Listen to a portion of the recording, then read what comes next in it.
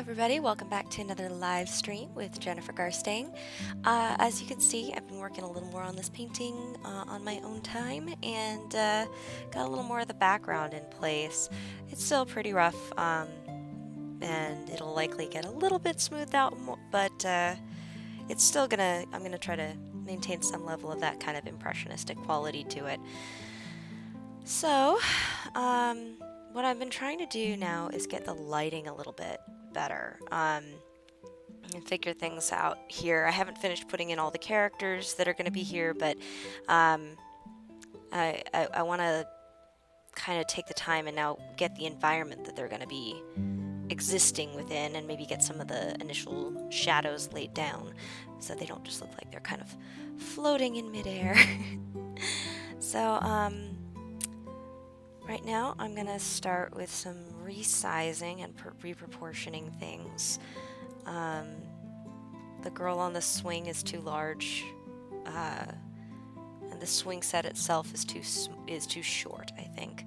So I'm going to be just doing some quick adjustments here. There we go. And we're going to actually put the little girl a little farther out and lower there.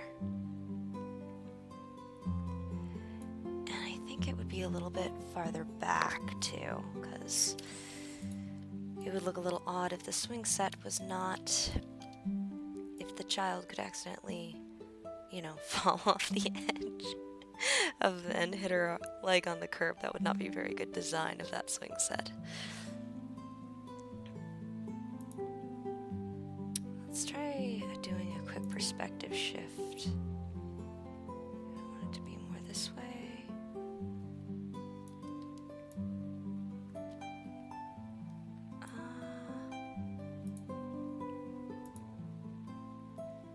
Let's see. I could do a little more of a perspective shift, I think. Let's start with the swing set. Transform this to make it just slightly more straight on. Beauty of digital paintings, again, is that I can mess around with stuff in a nice way. And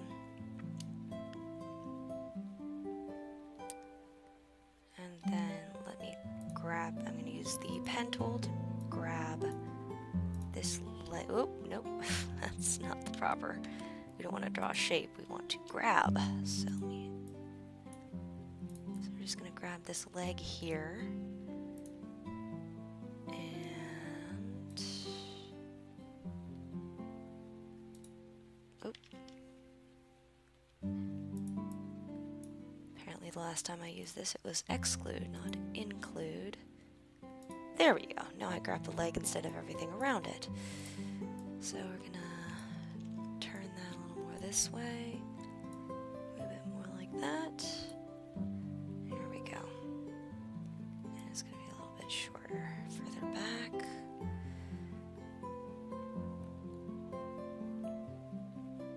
There we go. And then we're gonna move the dad over a tad. There. Maybe make him slightly smaller in the background, a little further back. Perfect. And the little girl, do I want her maybe higher up on the swing? There we go. That's looking more right to me.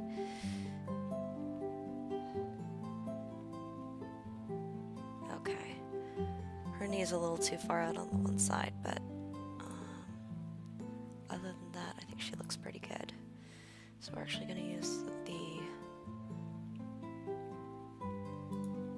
I think smudge tool's okay here.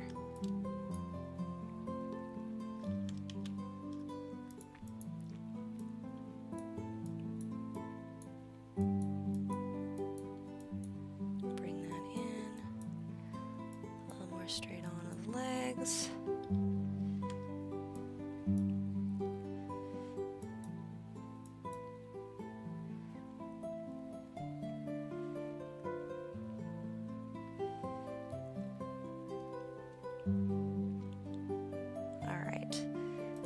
mother is a little too...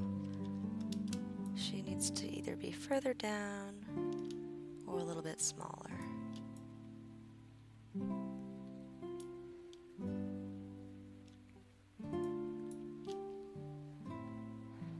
There we go. Alright, so now we're going to start getting some of these shadows in here to see like how far down I can move them. One of the things I always really try to do on all of my pieces that, from a practical standpoint, is I want to make sure that there's nothing too important around the edges. I try to leave usually about half an inch at least of space, because what ends up happening is, from a practical standpoint, these are going to be framed and matted and all of that. So if, for instance, I had the father right up to the edge here, you know, he was just coming in on the edge, or he was even right here, then when you mat it, he's potentially going to get partially cut off and it's going to look really weird. So I can always crop things down, I can always make adjustments, but leaving that leeway, having that leeway around the edge is really important to making sure that the piece can exist in the real world and be utilized, or be used. Utilized is such a... Listen to me using my highfalutin big words. So I'm going to start with a shadow for the old couple. Let's add a layer. The layer would actually be behind them technically, so it'll be at the very bottom.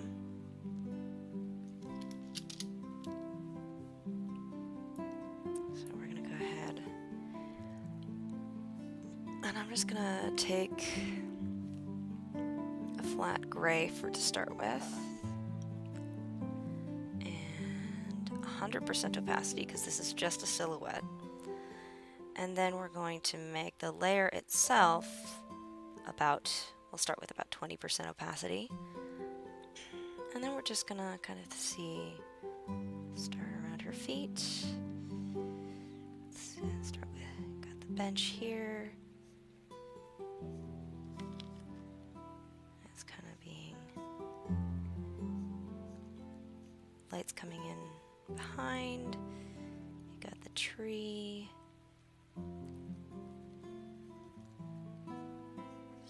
Figuring out where all this is going to go.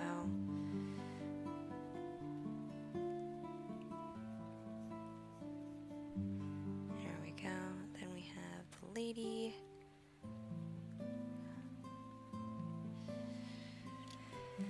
So, let's see, she's sitting on the bench.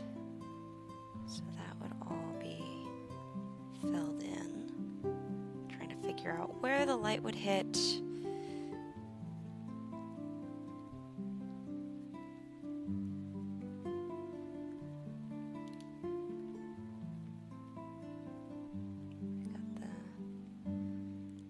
Itself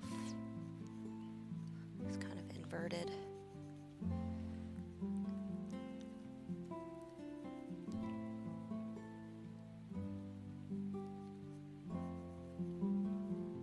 There we go.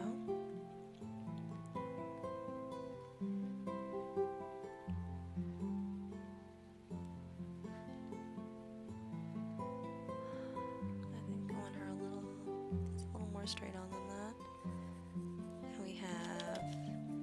Tree coming straight down and out. This is a little more out that way.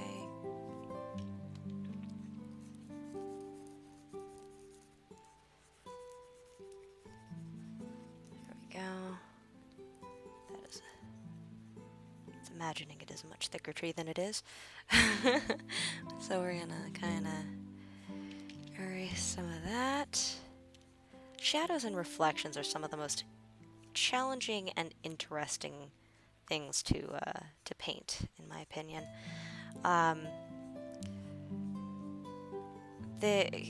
Just trying, because you have to really think about it. One thing I haven't figured out, I have a lot of trouble getting my head around, is refraction, like in bubbles and things like that. That's something I just kind of don't paint that. When I'm painting bubbles, like in another piece I'm doing, I have a bunch of bubbles, so I'm just like, I'm not going to attempt to paint the refraction.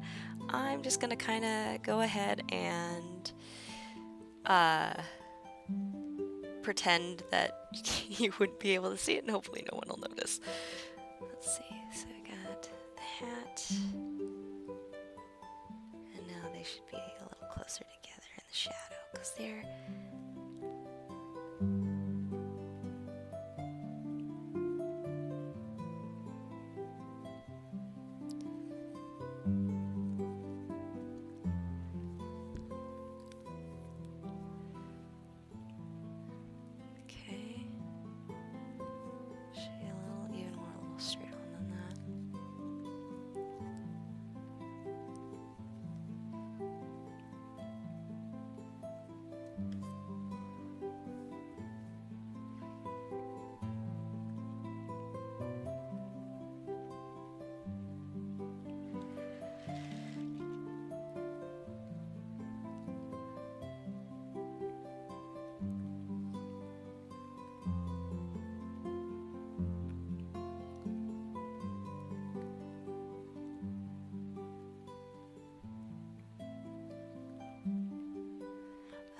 So one of the things that I need to think about with the shadow is the perspective.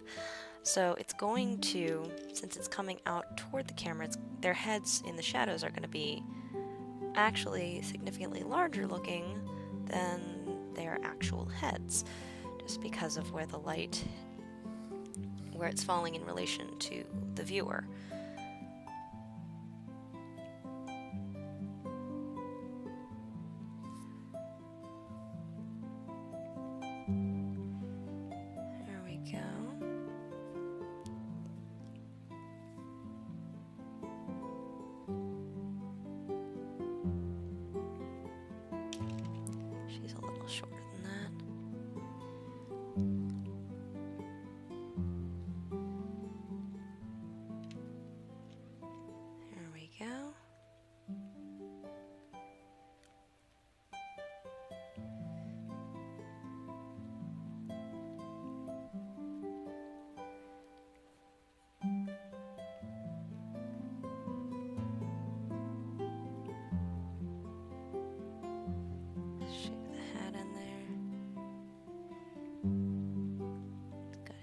He's got the nice big ears sticking out. There we go.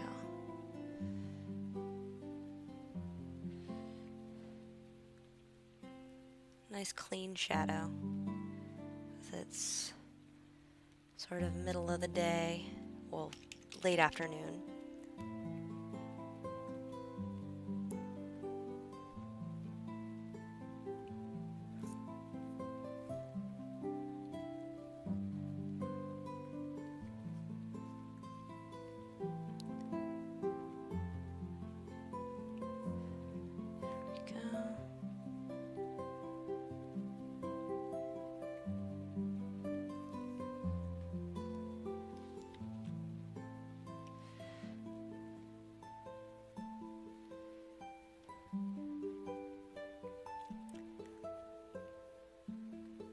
So I got that, and then we'd have the bench sort of behind them, up to here.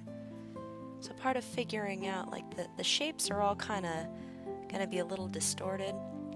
So it's a matter of kind of figuring out, all right, where are their shoulders in relation to the bench? Because the shadow that's hitting them is going to be the same in relation. So you kind of think about the shadows in relation to themselves, and mirroring the relationship of the objects. And so for instance, like, okay, I'm looking at this now, there wouldn't be a shadow under here because of the angle of the light. And the bench is now inverted, but her shoulder is in the same spot as the back of the bench, so they're going to have a shadow in the same place. And that's kind of how you can figure out what the actual shape is going to look like of those shadows. If that makes any sense whatsoever. It vaguely made sense in my head when I said it. So hopefully it made sense. But when you don't have like with the same thing with reflections and things, you don't have quite the same you kind of know what a bench looks like. You know what the shape is going to be. But with the shadow, when the light is hitting at a weird angle, it's going to distort those shapes and make them completely off. So that's why it's kind of, you have to just sort of piece it together bit by bit and kind of figure out, all right, the leg in relation to the bench, in relation to the shoulder, and you have the sort of anchor spots. Like, I know that their heads are going to be about here. I know what the shape is going to be. There's nothing else around the heads that's going to distort that. And they're farther away from the ground, so they're going to be more, they're going to be a lot closer to the shape that they actually are. So I can start with that and then go, okay, and then where is the bench in relation to them? And what would the sizing be? Because the size of the bench should be roughly equivalent, perspective-wise. So, although it's going to be a bit different because the shadow is being cast on a different surface. It's being cast onto a flat surface that has a plane, as in like the geographical plane, and therefore it's going to be slightly different. The perspective is going to be distorted, and it's going to have to be that's going to have to be accounted for. And it's kind of funny to think about because it's a two-dimensional drawing that we're pretending is three-dimensional, and then a two-dimensional plane within the two-dimensional drawing. So it's just infinite dimensions. That's what scientists say, right? There's lots of dimensions, multiverse, whatever.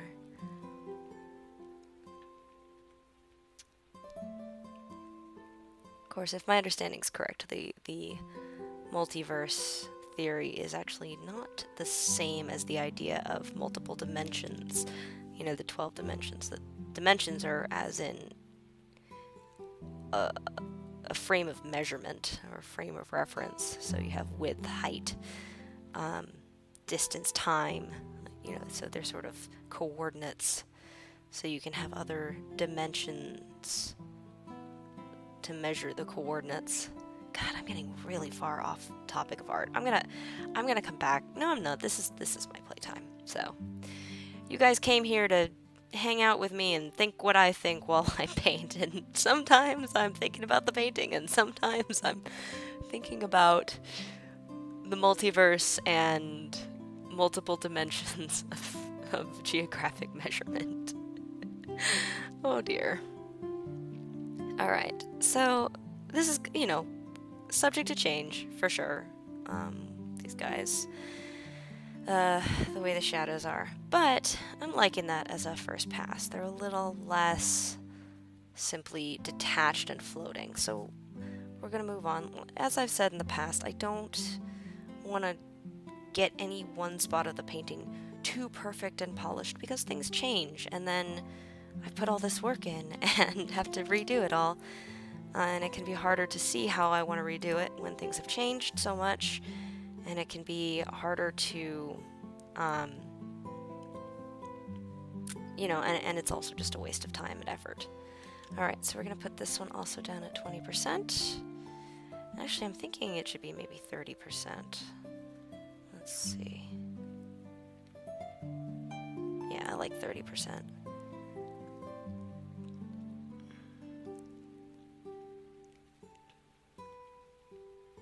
Alright, so now we're going to start with the swing set.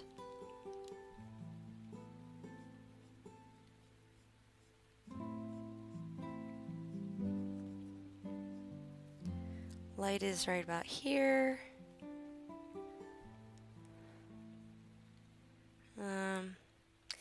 That's another reason. So the perspective on the shadow is actually wrong. Let me fix that. If I want the light to be directly behind Then we're going to shift the perspective this way.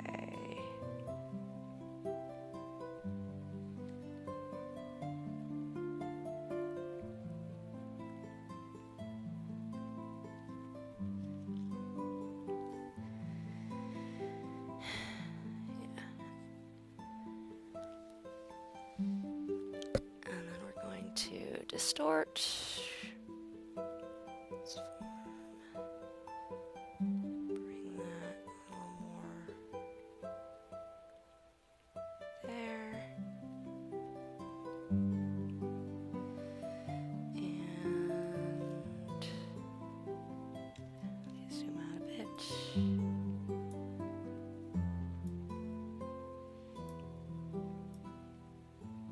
That looks good. Better. A little more out. There we go.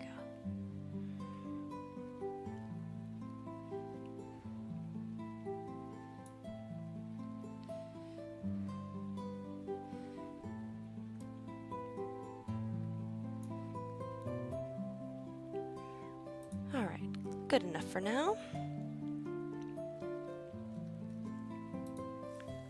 All right, so we've got swing.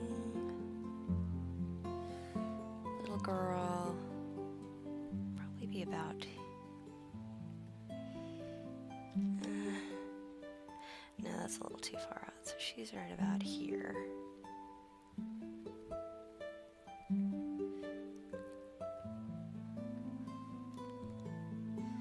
The dad is going to be right where he is.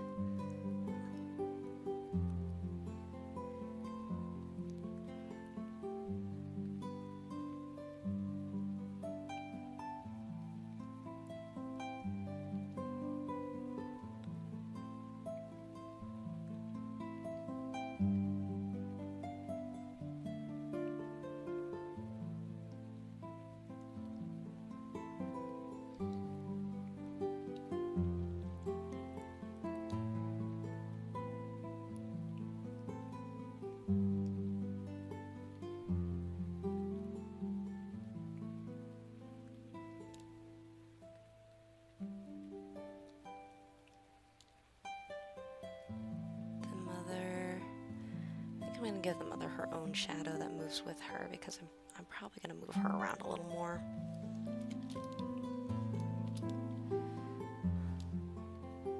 Oh, right.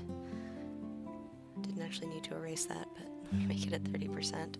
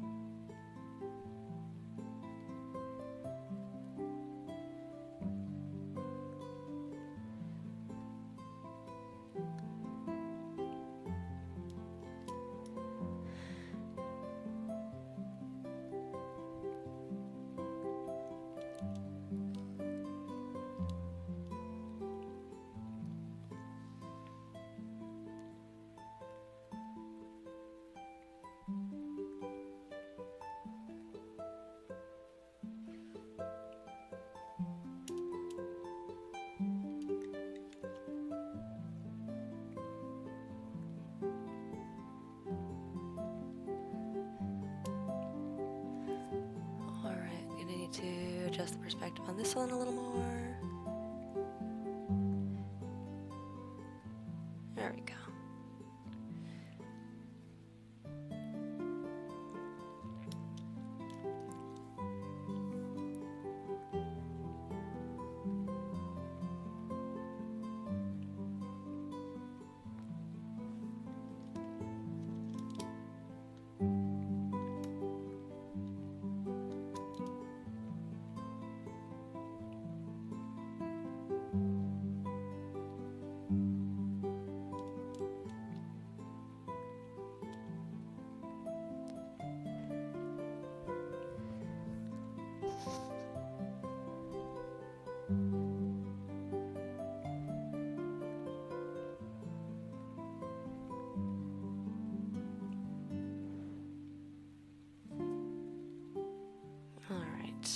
So we're gonna...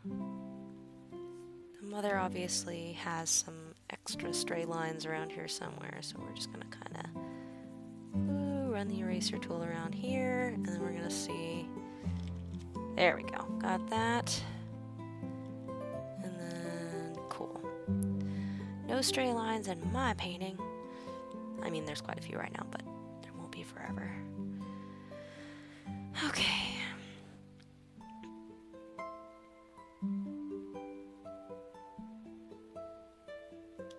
Let's go back to this other shadow here.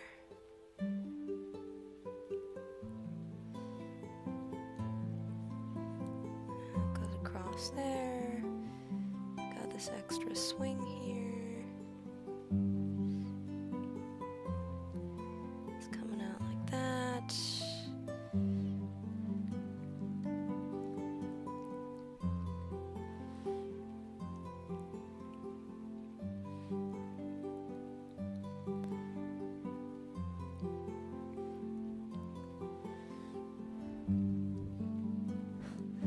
Blob girl.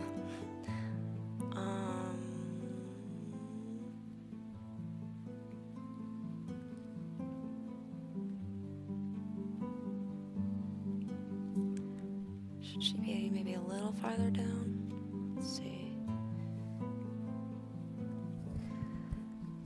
Alright, so now we're getting to the part, as you can see, with the blue spinning circle of death. Because there's so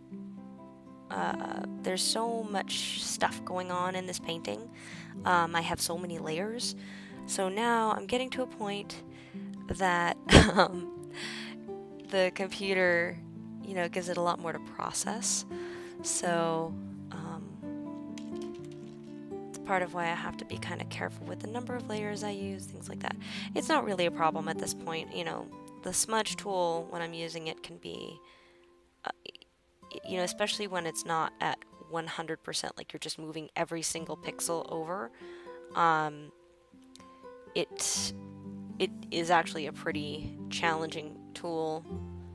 It, you know, it takes on the processing power side of things, it takes quite a bit to figure out, okay, because the smudge tool is essentially moving pixels over, and depending on how much you have it set to, it'll move some pixels but not others, and it'll move some pixels more than others, so that you know, the more that you're moving, the bigger the swath of area, the longer it takes for the computer to kind of figure out, all right, where are we putting all these things, what's happening here. All right, let's get a shadow in the background. No, actually I'm going to hold off until I finish the other characters up there.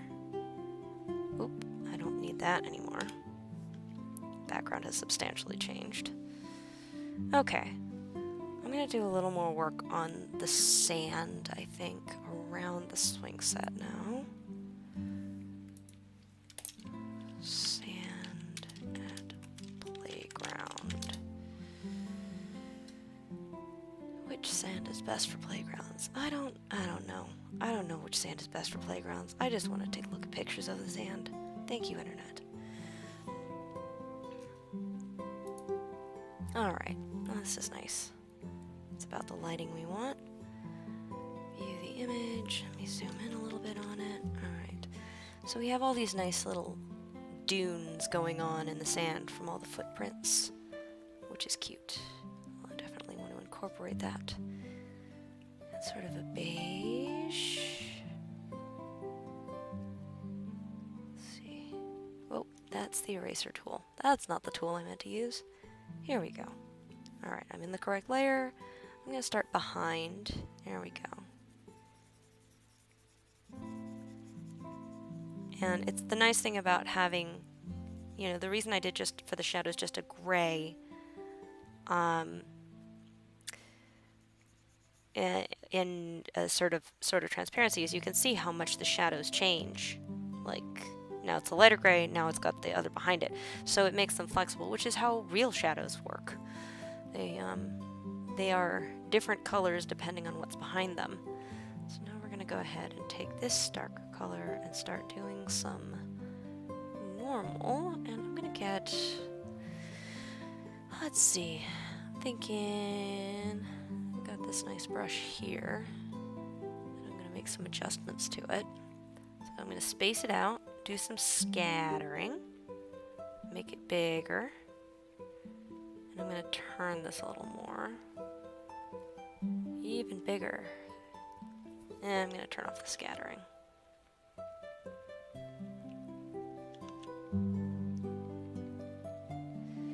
That's not quite working for me. I'm gonna do this as burn tool actually, so I don't have to think about colors as much. I'm gonna make it a little bit bigger. Let's try this one. Spacing. Spacing's fine. Size as large as it can go. We're gonna do, let's do more exposure. There we go, starting to get a little texture in there.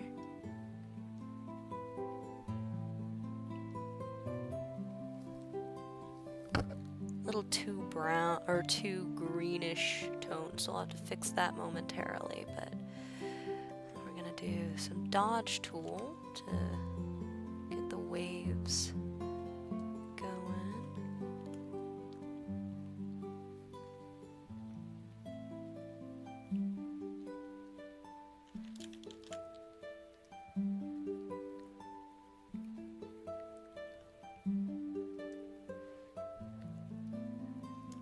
There we go.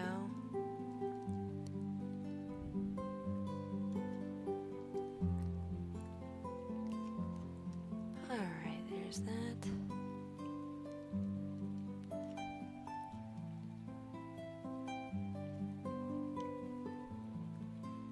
I don't mind that there's a little bit of that going on in the... I actually kind of like that texture on the grass as well. Makes it look a little more grassy.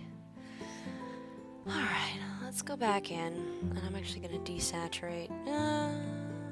You know what I'm going to do instead is I'm going to paint over it using color mode, so I'm not changing the luminosity. We're just going to change it to the same. No, it doesn't need to be 100%. Maybe hue. Would hue be better? Nah, color. There we go. There we go. And again, the nice thing is I'm working in different layers, so as you can see, I'm not having any impact on the shadows around. I'm just able to work with the flat piece. So it simplifies things for me as the artist. I don't have to figure out how all of these shadows here would interact, because I can work in the different layers and have the transparency, and it kind of does it for me. It doesn't take away all the thought work, but it definitely makes things significantly easier. So now we're going to do normal. Let's get a little softer shape dynamics in there, so when I push harder, it gets thicker. And a little less opacity there. Get some of these nice dune shapes going on.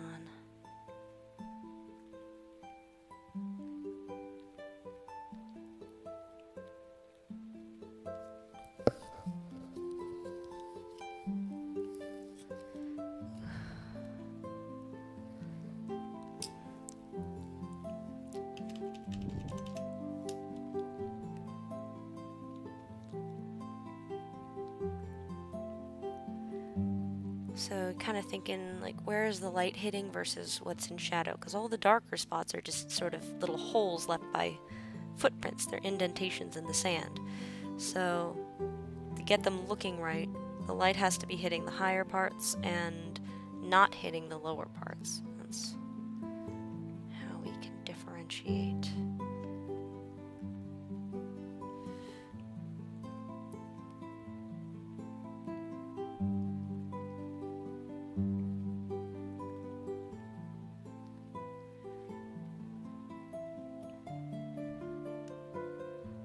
It's sort of a deeper beige, so it's actually almost a purple.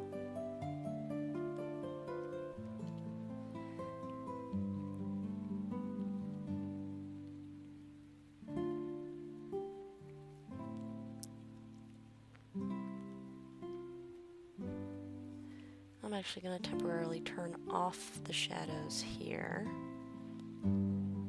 so I can see what's going on underneath. Oh, let me name these Mother.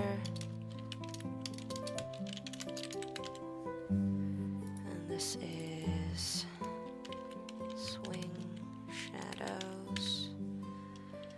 And this is Old Couple Shadows.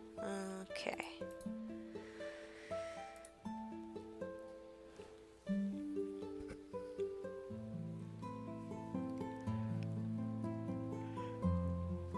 Alright.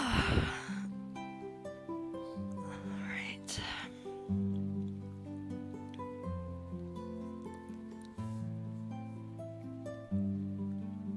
I'm going to turn off the swing shadows and just look at the sand.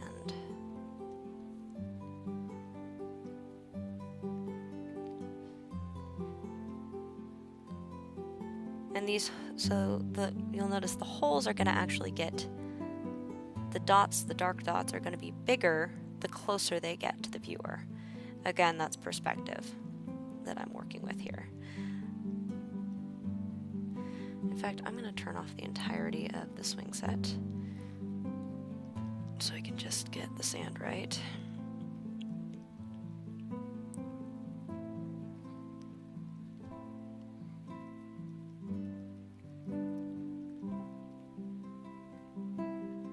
Kind of getting these little shapes in here, and they're gonna kind of look like ovals because, you know, this is all the places that kids have stepped, so it's foot shaped a bit, and then other feet have come in over the top and other feet have come in over the top of those, and so on and so forth. And so basically the largest holes, they can be bigger than a human foot, but it's all created by feet.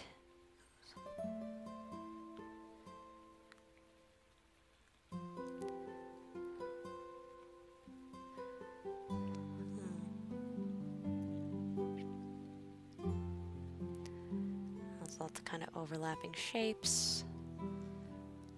Alright, now I'm going to come back in with the highlight tone. Just kind of a little bit brighter there. Go back to the beige, like slightly darker mid-tone we'll go with. Kind of go back in and get this sort of nice shape that the sand has to it. It's kind of these curves.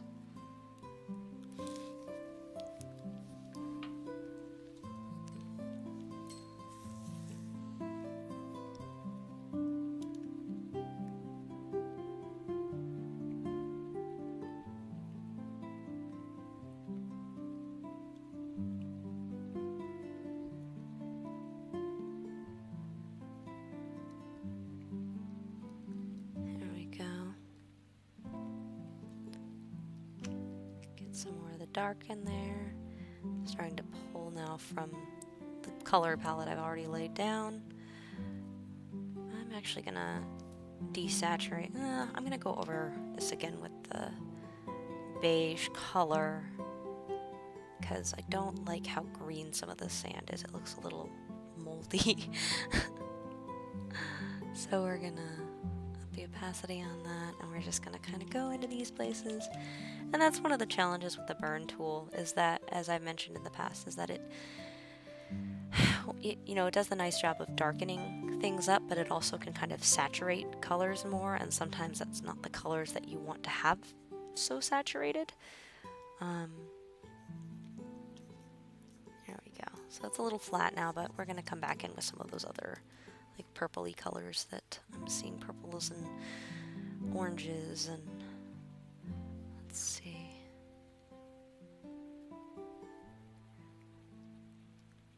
All these colors I used to think were found in the human skin tone.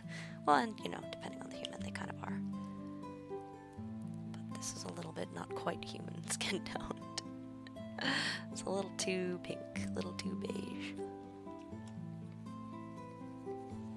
Alright.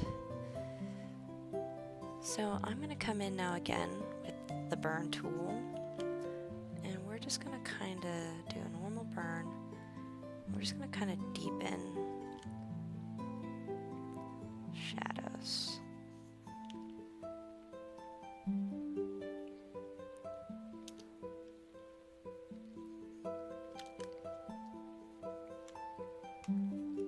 Light and dark.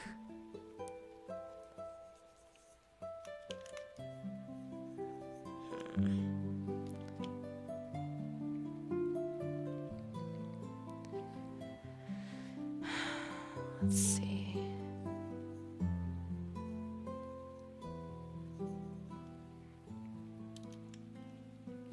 All right.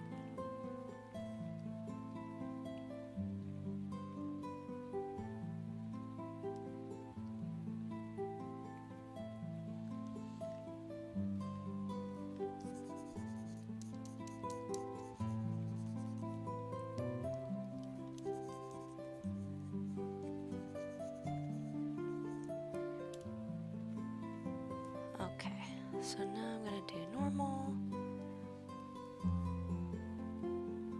Get back into this kind of shapes. I'm liking how kind of this area is looking now.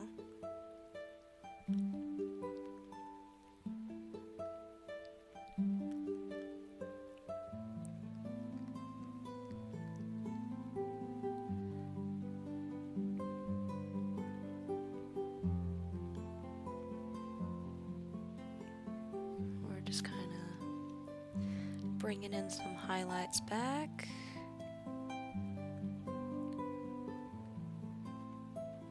So it doesn't look like a mud puddle. Not a mud puddle, it's just a sandbox.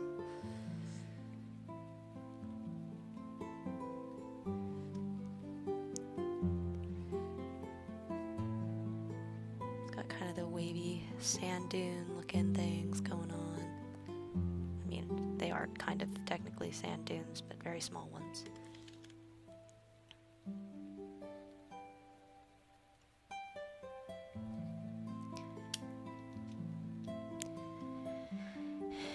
And it makes sense in most cases that some of the darker shadows are they're gonna for the deeper holes, so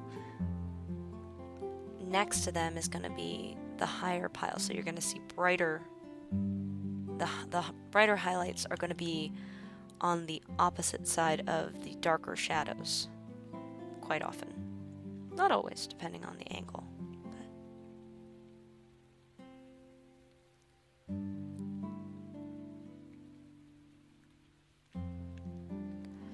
So we're kind of going through here.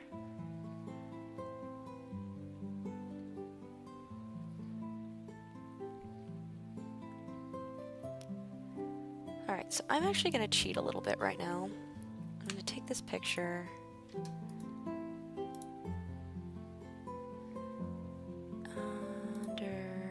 Let me download it real quick.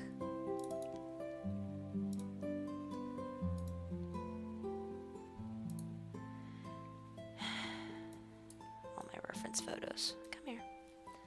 And we're just going to take the playground picture and pop it in here. Do it. There we go. And then I'm just gonna grab this color because I really like the color and I'm not able to quite get it on my own. I'm not quite finding it.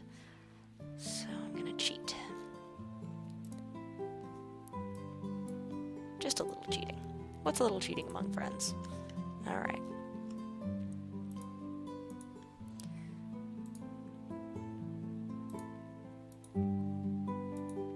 There we go. It's just a little bit nicer, warmer beige. Okay, let me also desaturate some of this because these greens here are going to bother me until they're gone. There we go. Okay. So now we got this nicer beige color coming in here that we're introducing. It's just a nice, I really like it. It's a warm, welcoming, it's the tone, it's the exact color that I would want. sometimes, you know, like I've said this in the past, and I'm sure I'll say it many times again, but, you know, sometimes I see more experienced artists that just, like, they can tell what color they're looking for in relation to the rest of the piece, and they can just grab it off a color wheel, you know, just pull that color or mix it or whatever medium they're using. I can't do that. I haven't had the experience. I think eventually I'll be better. I mean, I'm already getting better at it, but that's one of the areas that I have quite a long way to go. So being able to kind of look and say, okay, that is that color next to this other color, because a lot, like, being able to say that's the color that I'm looking for and just find it, that's actually much more challenging than you would expect. And if you want an example of why it's so challenging, if you remember, this is another example that I've talked about before, but the dress, I think it was one of the Jenner sisters or Kardashians or somebody, posted a picture of this, you know, oh, super cute dress, and in the store, and the internet went crazy because there was, you know, this huge epic internet battle of, is it white and gold or blue and black? And I mean, you know, so it was a striped dress. So are the stripes white and gold, or are they blue and black? I mean, that's kind of, you'd think that's a, you know, pretty different. Those are pretty distinct color sets, you would think. But the thing is, with the lighting, it actually was hard to tell, and you know, so a lot of times, you know, a color that looks blue in the context of a piece may actually be just a cool brown with, you know, brown with some cooler tones into it. And when you set it next to the darker colors and things around it, it looks blue. And it fits because of the way the lighting of the piece works. So really trying to find that color and get them to look right side by side, it can be very difficult. And even after I knew that the dress, I think it was actually blue and black, even after I knew, I couldn't see it. I could not. So that even when I know what the actual colors are, I cannot see it. I need to find, there's a really great example of color relativity that I saw on Tumblr a while ago too, based around that dress that somebody did. I need to find that and share that on my blog.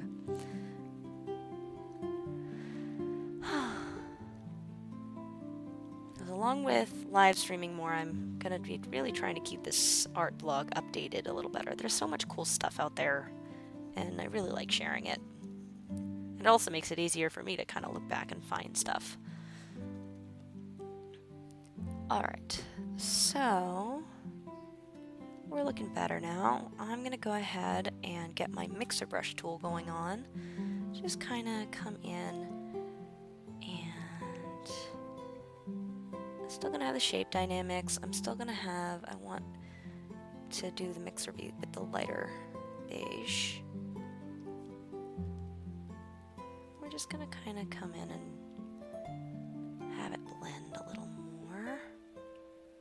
Smooth this out a touch.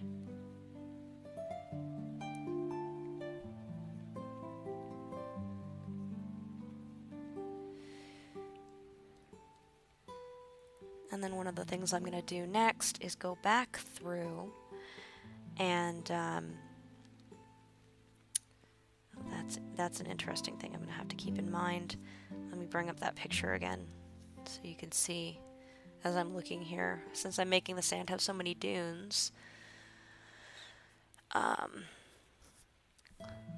me bring up where's the picture? Did I delete it? No, I didn't. So one of the things that if you see the shadow of the swing set or whatever this equipment is, it's not perfect straight lines like what I've got here. And that's something, you know, I knew was going to happen, but it's a good example I can show. So it's going to be distorted by the shape of the ground that it's falling on.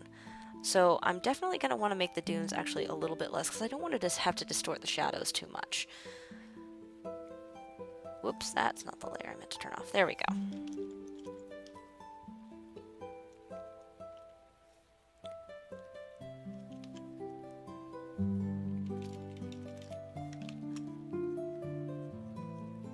So we're just kind of smoothing out some of this so it's not quite so many brush strokes, and that they look a little bit smoother, mimicking how paint, when you're painting in watercolor or oils or anything else that doesn't, or marker, or really anything that doesn't immediately dry on the page, you're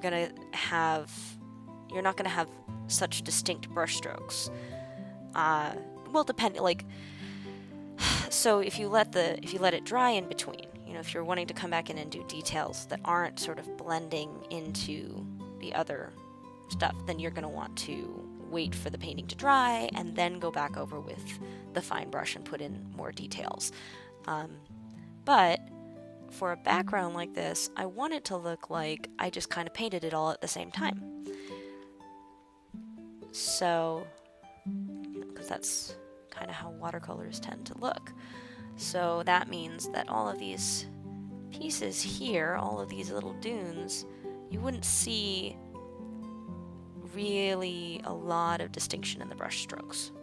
You're just gonna see there's some, you can kind of get an idea of where the brush strokes happen, but it all blends together because it was wet when I put it down. And this is how we kind of pretend.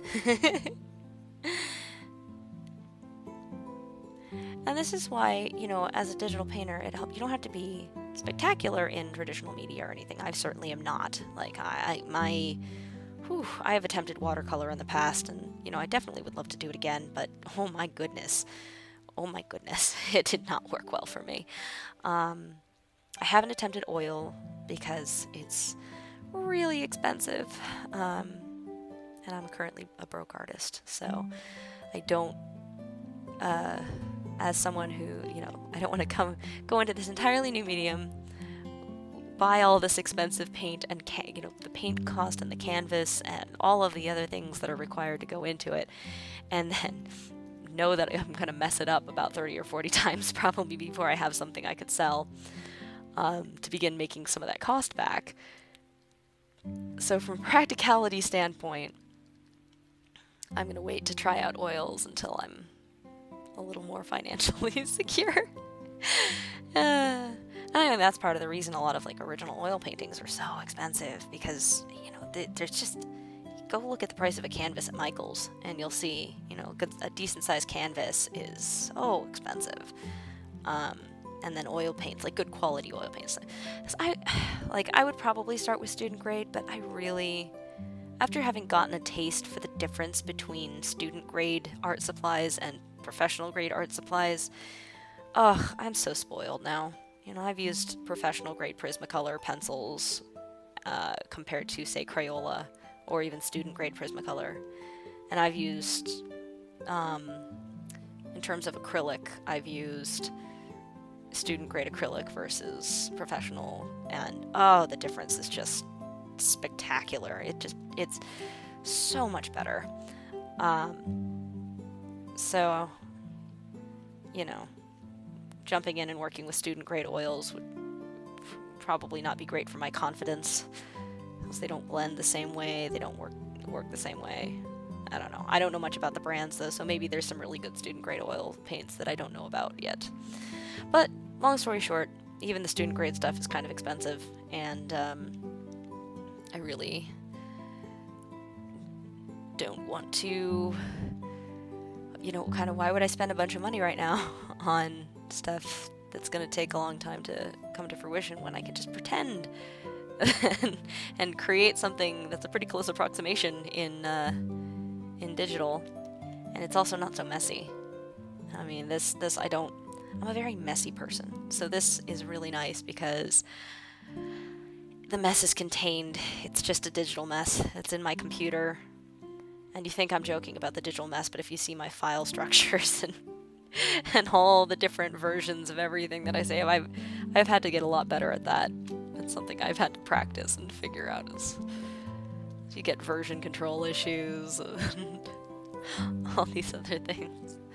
It's worse with my writing. With the paintings, I can usually kind of look back and see, oh, all right, here's definitely the most recent version. But with like my novels, it's a little more like, oh, shoot, did I make that change in this one or that one? Let me read through the 50,000 words that I've put down so far and find the one difference in that one paragraph that I changed.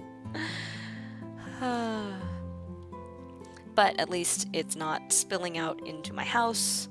I don't have to worry about my cats, well, my cats love stepping on my tablet, especially while I'm painting. They're being very good right now. But they can't track my tablet all over the carpet. So, whereas oil paints, they or I would probably wind up getting that all over the place.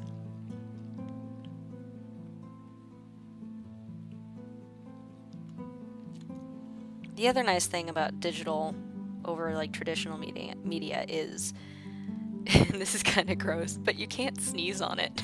You can't accidentally, spit on it or sneeze on it and ruin the painting, which definitely has happened in my art class. I haven't done it. I don't think I've done it personally, but I remember vividly in my AP Studio Art class back in high school, this guy had this beautiful, I think it was a graphite, pencil piece, and it was really good.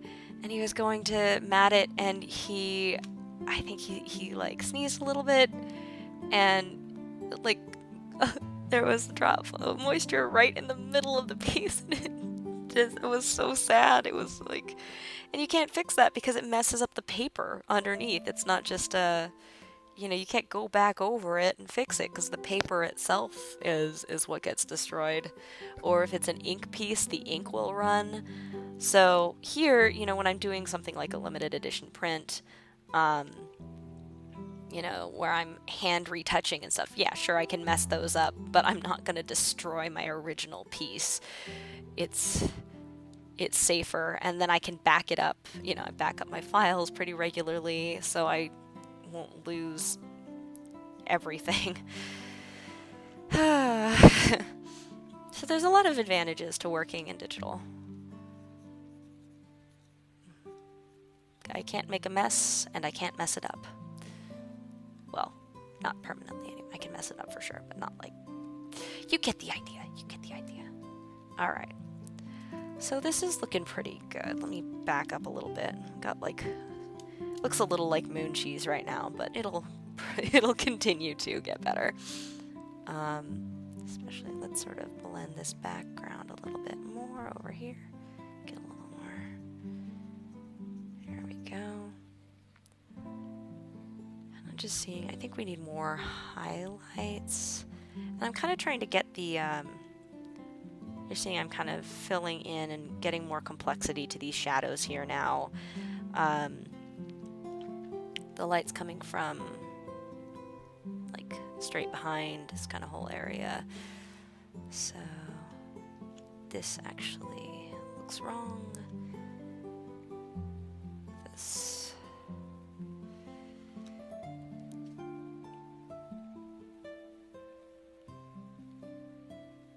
So actually I should be having it come more from that angle. You see how like the darkest shadows are around the edges.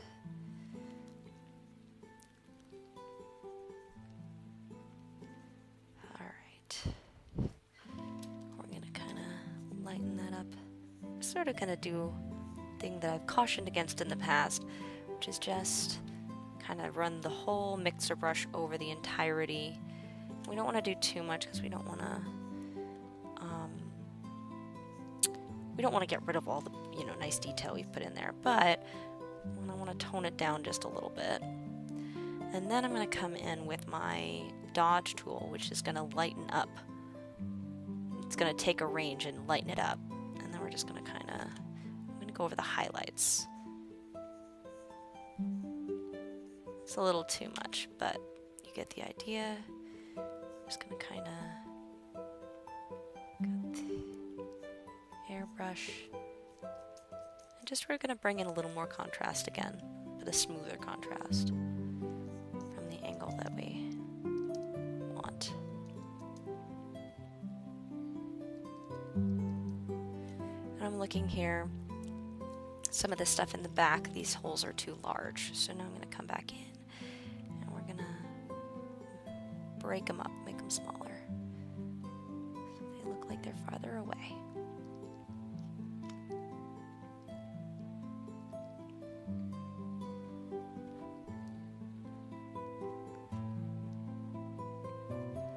We don't want too much light either. So I'm going to kind of fill those in.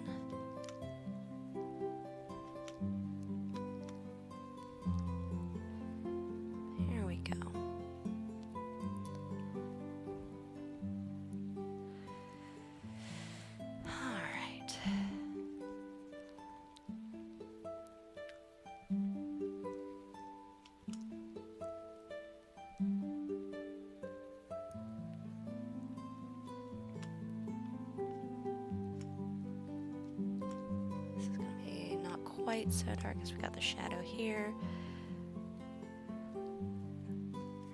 Starting to get it to look a little more like sand. Get the texture right here. Break that one up a little bit.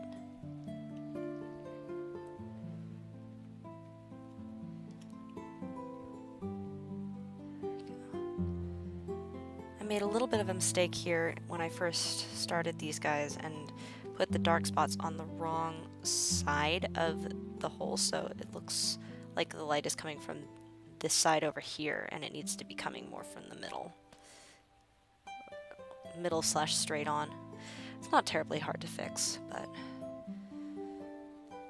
that's part of why it wasn't looking right to me immediately. And right now, you know, I'm just kind of trying to play with it a little, just sort of looking around. All right, here's what kind of needs to be fixed. I'm not trying to get it perfect, and I'm not really thinking too much about where everything is because, you know, it's sand. It's not.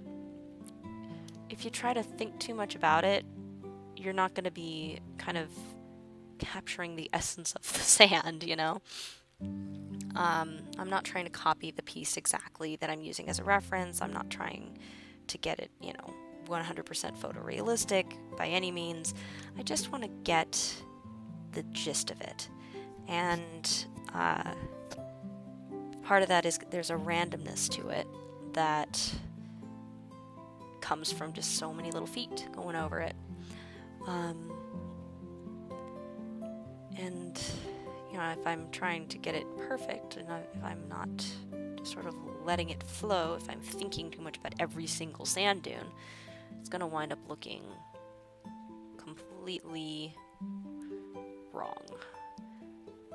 Well, I mean, it wouldn't look, I could, that's not true. I could probably get it to look right, but it would take years. It would take a very, very long time. And so it's much better to just kind of keep it loose. And by doing it this way, I get the sense of sand. You know, it's again that sort of impressionist approach. And it gets this sort of a nice, again, impressionist feel to it that I'm going for.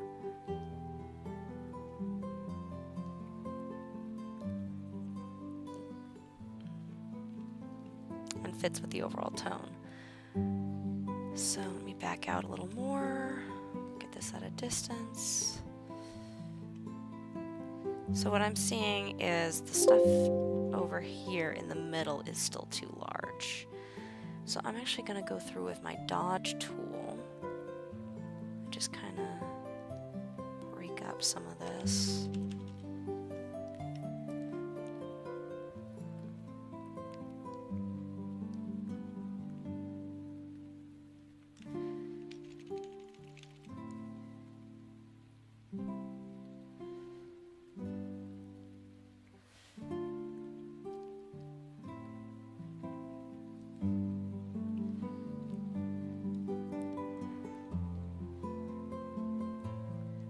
And here, you know, the way the shadows kind of work together and the edges on it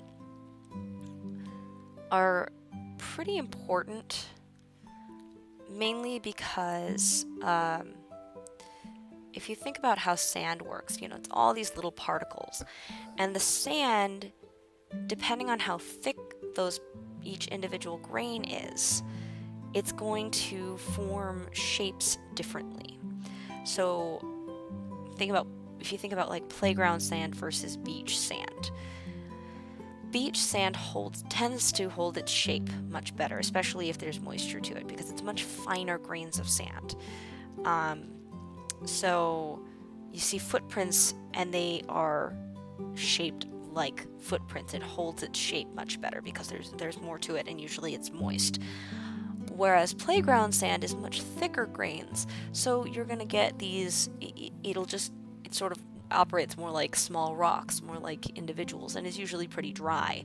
So, you know, the footprints that you get are not going to be shaped like footprints. They're going to be much looser, and it's not going to form those hard edges that you'll see in beach sand. So if I were to have hard edges in this sand, it wouldn't look right. It wouldn't look proper, because it would look like there was beach sand in a playground. That's kind of weird. Let's see.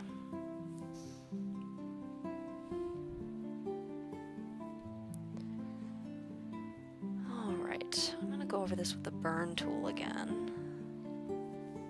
See if we can get some of that.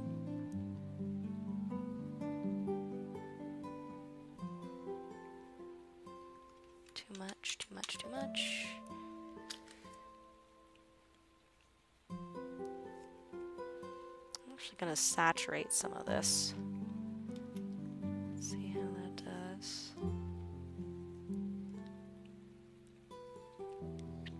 Alright.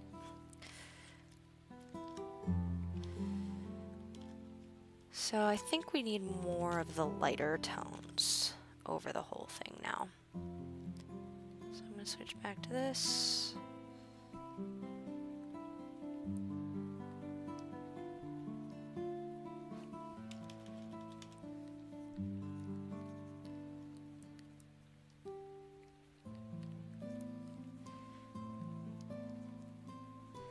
Just going to kind of come in with those lighter tones.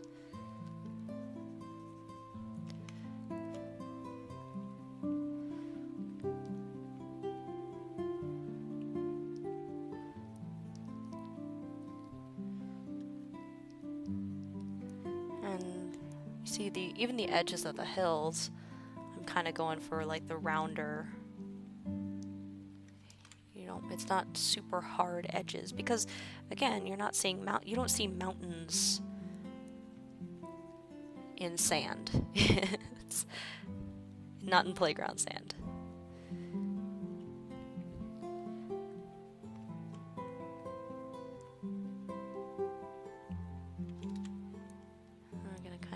Shadows a little less extreme. Break some of this stuff up a little more.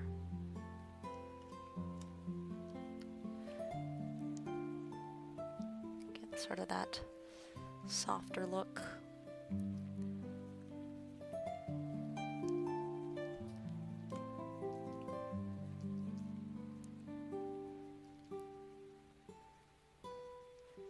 And again, part of why I want to make sure it looks softer is if it's too rough, then I'm going to have to really mess with the shadows of the swing set that are over. And I don't want to distort those too much. I like my clean shadows.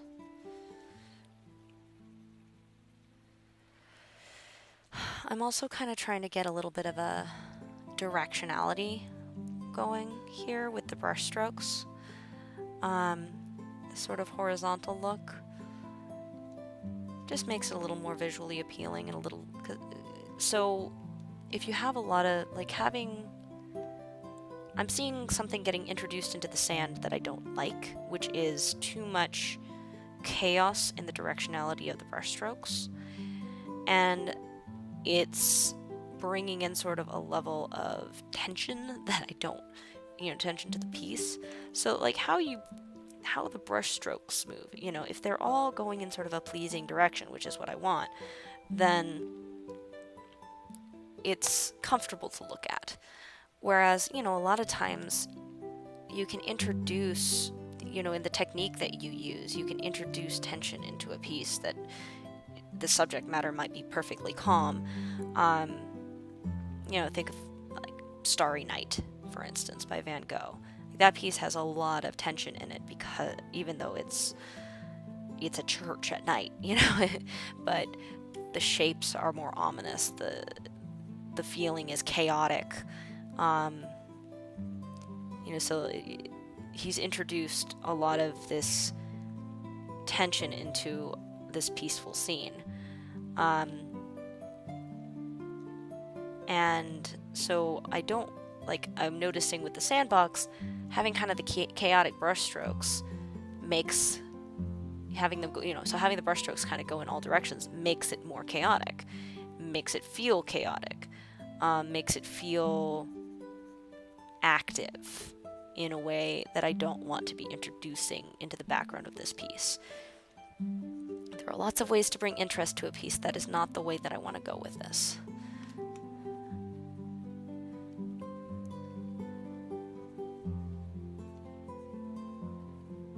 And I mean, like, if you think about the way to paint a cloud, you know, how you paint clouds, the same white fluffy clouds can look ominous or weird if you have harsh brush strokes.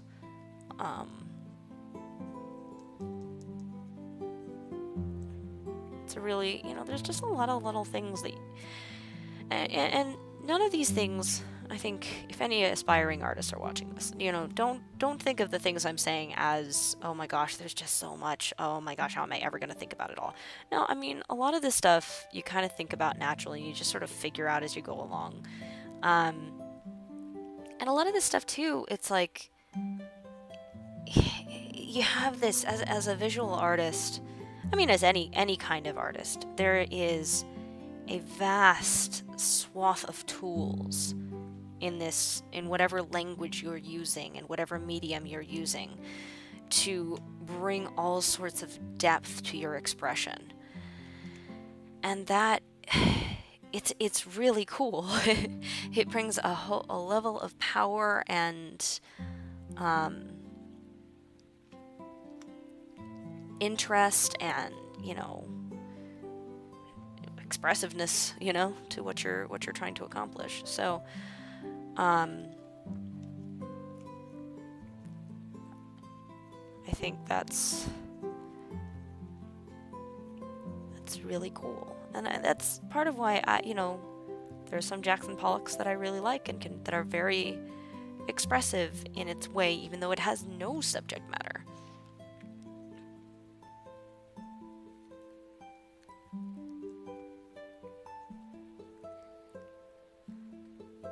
And also, you know, there's the fact that people will pick up stuff that you didn't even intend to put there.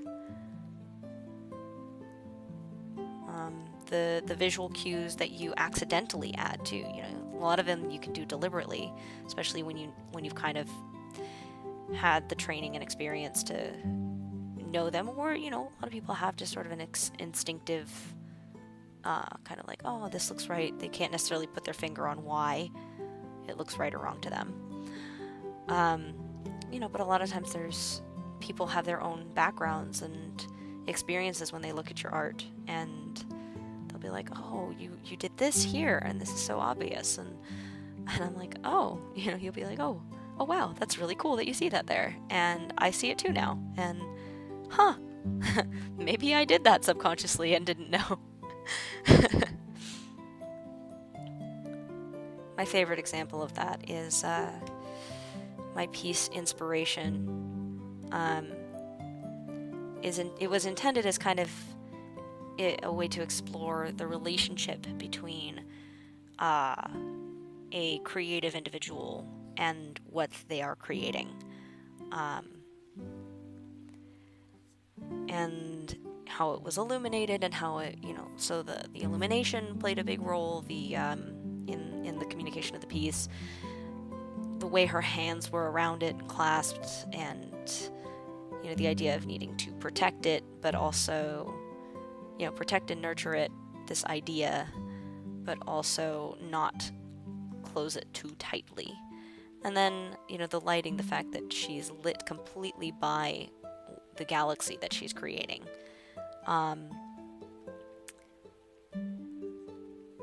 Sort of gets into what it means, the identity of an artist and how you define yourself and how you are defined by what you create.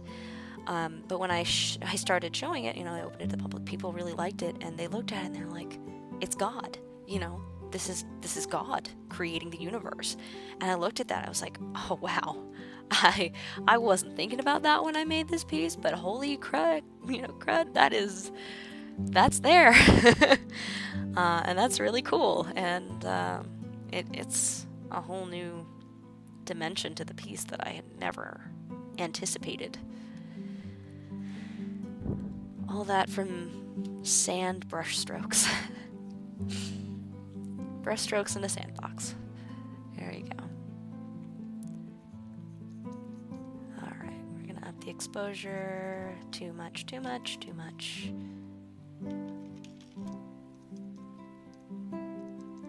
Kind of softening these. So again, I don't want the holes to be too deep. And the darker the shadows in the holes are, the deeper they will look.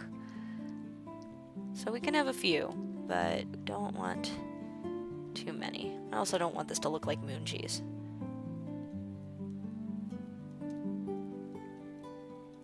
Kind of play with that, lighten that up a bit, especially toward the back.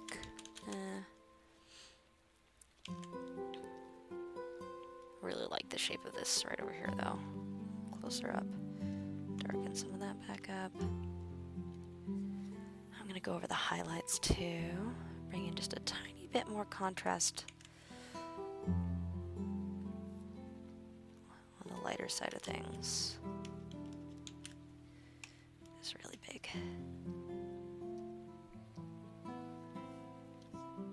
Too much. Oh, well. I don't want any of that. Why is that there? There we go.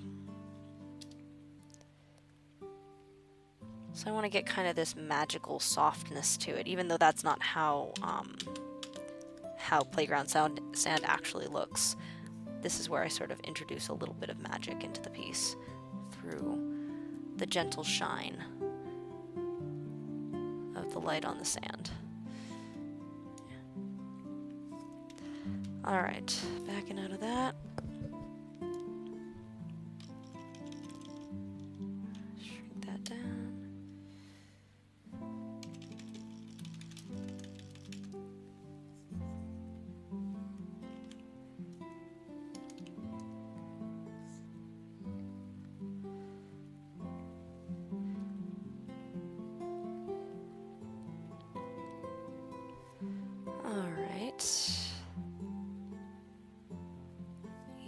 Up the shadows a little bit too. Soften those.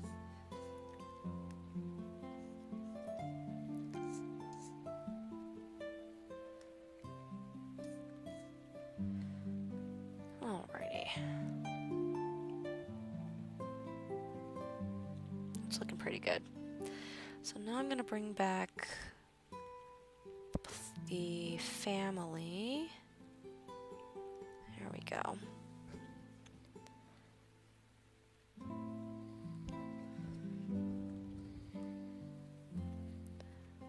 And the swing set, this should be a little shorter here, a little shorter here. All right.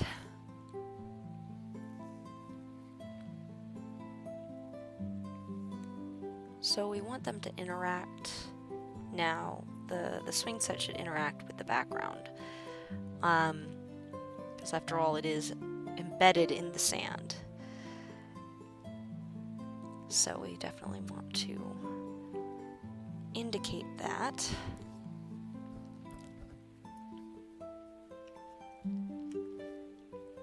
feel like there's too much dark and not enough light. Let me see. I'm gonna go ahead and use the dodge tool again to lighten up some of this stuff. I'm gonna try to get some speckled texture in there. Let's see how that looks. Space that out.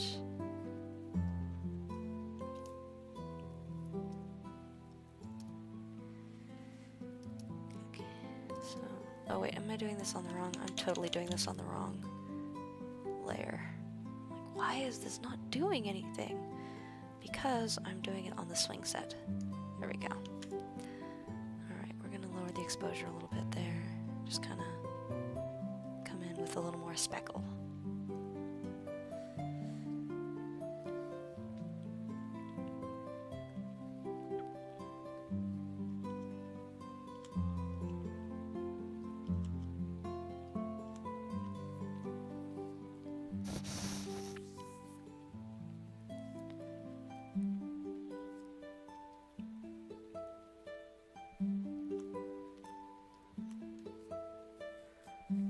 Okay, I'm liking that. Get that detail in there.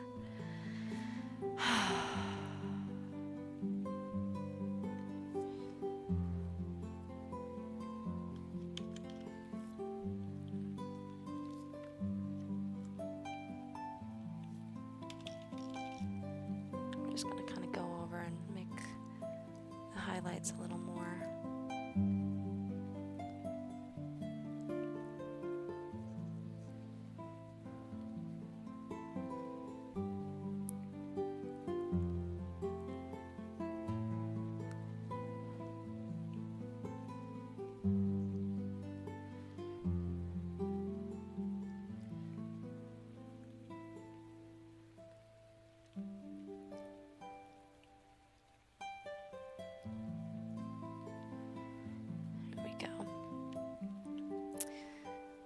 Okay, so it's definitely still not perfect, but again, we don't need it to be perfect right now. Or necessarily ever, but you know, it's gonna get better. One of the things I do want to do is get that curb. There's usually a curb around the edge of these guys.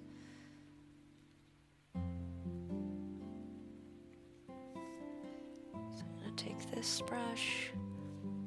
We're just gonna kind of,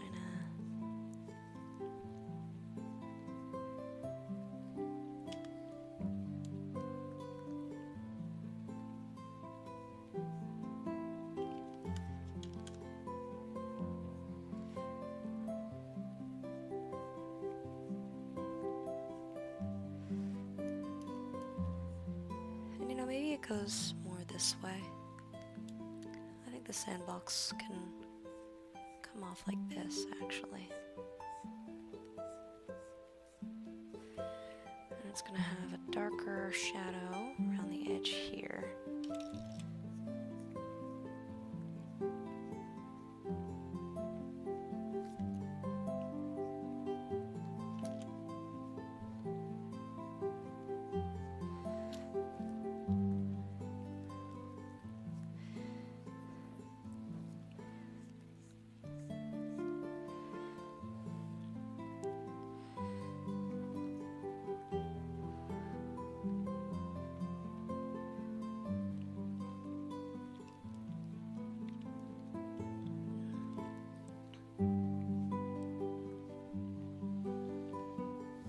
I might get rid of this pathway here that cuts through.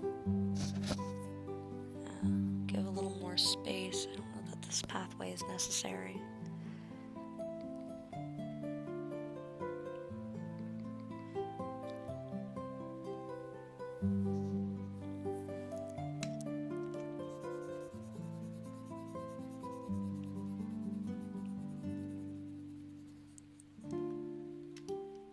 Nah.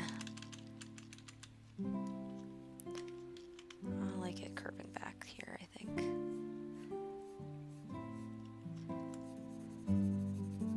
Grass is prettier. I don't want to make more sand.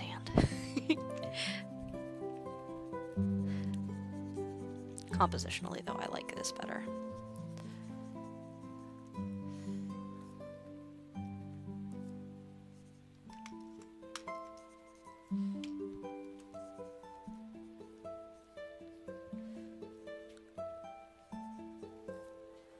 There we go.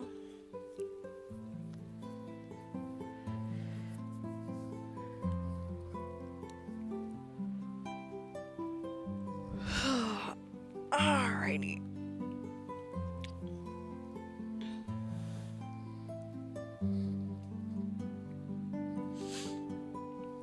Let's see. So back to the swings.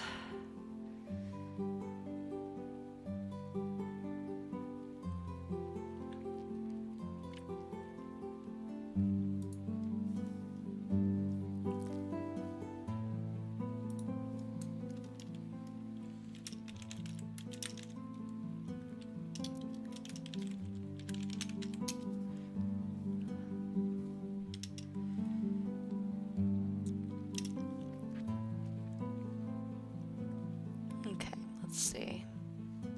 Here we go.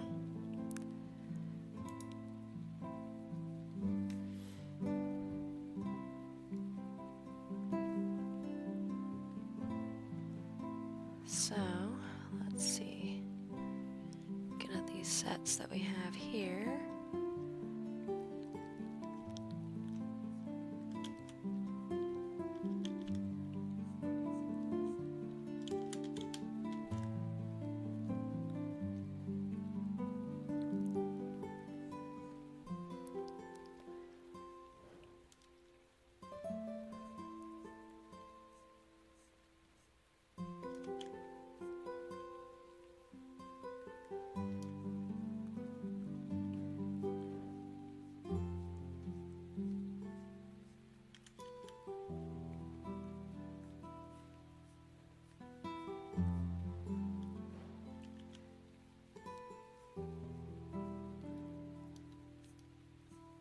So they're gonna be kind of have a little bit of a backlight. So the highlight's all gonna be sort of toward the back.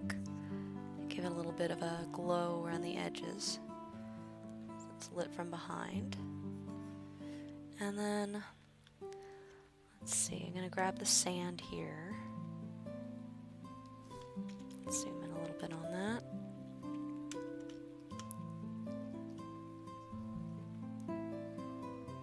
We're gonna have kind of this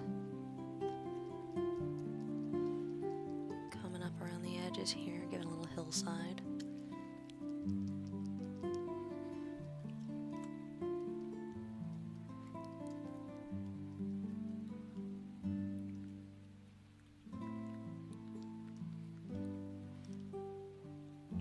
Make it clearly embedded in the sand over here. Alright, so now I'm to the point on this that I may bring in the pen tool and actually make it proper. I think the swing set's still too short though.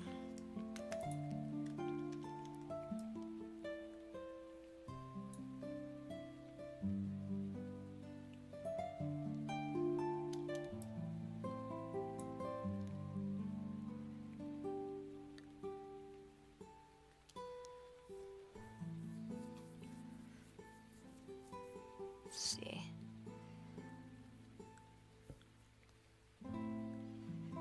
Swing sets are dang tall.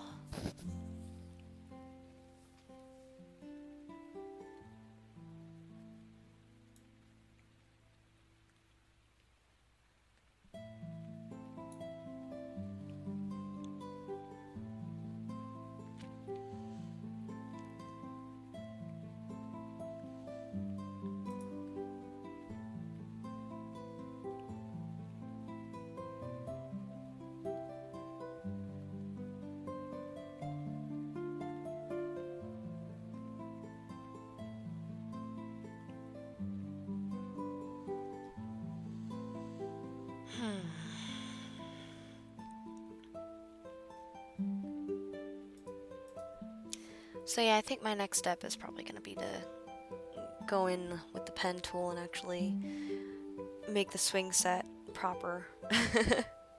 Get the right shape and clean it up, and you'll see how it I'm comfortable introducing it at this stage because enough of the rest of the piece has been completed that I can start cleaning up some of the stuff that needs to be smoother. So, but that I think is a project for another day, or later today, we'll see. In the meantime, I'm gonna need to take a break, get myself some food, and I'll see you guys in the next one. Thank you so much for joining me.